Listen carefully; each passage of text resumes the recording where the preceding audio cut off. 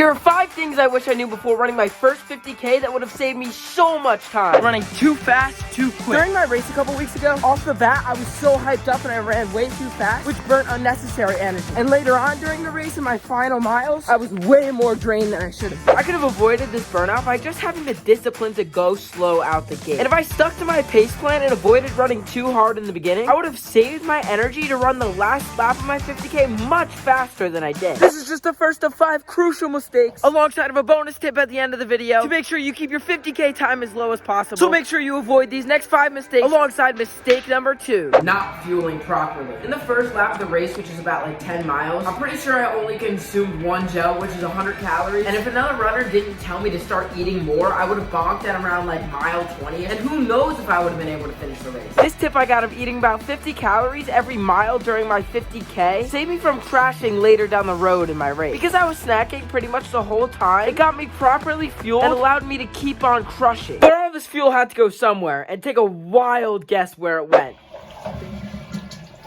At around like mile 20, my stomach really started to hurt, which is the point where I started to slow down and was one of the main reasons why my last lap was much slower than the first 2. If during my training I not only trained my body but also my stomach, I wouldn't have had to deal with these stomach problems. Because my stomach would have already been adjusted to the food I would be eating, and I would have known how my body would have reacted to certain foods.